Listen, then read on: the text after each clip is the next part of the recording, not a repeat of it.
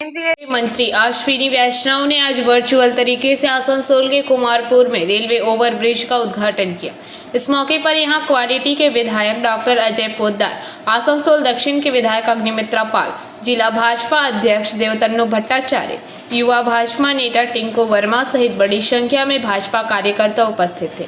Kumarpur railway overbridge का आज आधिकारिक रूप से उद्घाटन किया गया। इस मौके पर भाजपा विधायक अग्निमित्रा पाल ने कहा कि केंद्र की दो संस्थाएं रेल और सेल द्वारा कुमारपुर ब्रिज का निर्माण किया गया था, जिससे कि बराचक रेलवे लाइन पर ट्रेनों के आवागमन की वजह से जाम लगता था।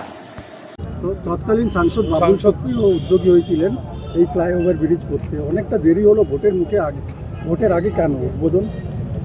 দেখুন, কেন্দ্র সরকারের অধীনে উনি একজন মন্ত্রী ছিলেন, কিন্তু টিম 11-এ খেলবেন বলে উনি ভারতীয় জনতা পার্টিকে এক কথায় বলা যায় ধোকা দিয়ে উনি চলে যান সরকারি তৃণমূল পার্টিতে। আমি জানি না উনি কতটা টিম 11-এ খেলতে পারছেন। উনি থাকাকালীন কেন্দ্র সরকারের ক্যাবিনেট মিনিস্টার ছিলেন এবং সেই কারণেই এই কাজগুলো করার সুযোগ পেয়েছিলেন। অবশ্যই তিনি শুরু করেছিলেন, কিন্তু কাজটা করেছে কেন্দ্র সরকার, মাননীয় প্রধানমন্ত্রী। এবং বললাম যে কে করেছে বিষয়টি ইম্পর্টেন্ট নয়।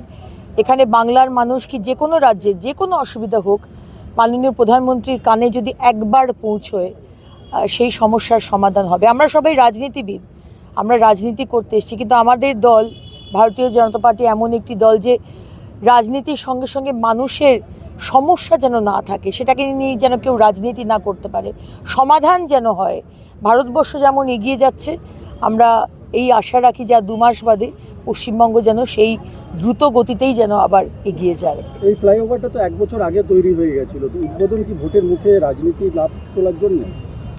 না, ফ্লাইওভারের কাজ অনেকবার, এটা রেল এবং সেল মিলে এই ফ্লাইওভারটি করেছেন।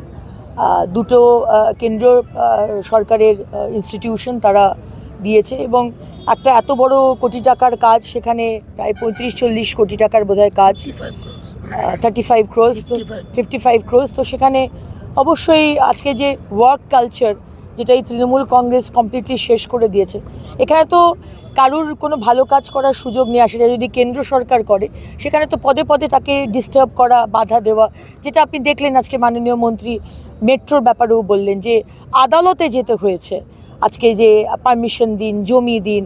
আজকে এই সরকারকে আমরা কি বলবো, যেখানে আমাদের সুরক্ষার ব্যাপার, দেশের সুরক্ষার ব্যাপার, সেখানে বিএসএফকে এই মুখ্যমন্ত্রী মমতা বন্দ্যোপাধ্যায় জমি দিচ্ছেন না, পাছে কেন্দ্র সরকারের লাভ হয়ে যায়। সুতরাং এটা খুব স্বাভাবিক ব্যাপার, কিন্তু এটা আর অসুবিধা হবে না। আর 2 মাস বাকি।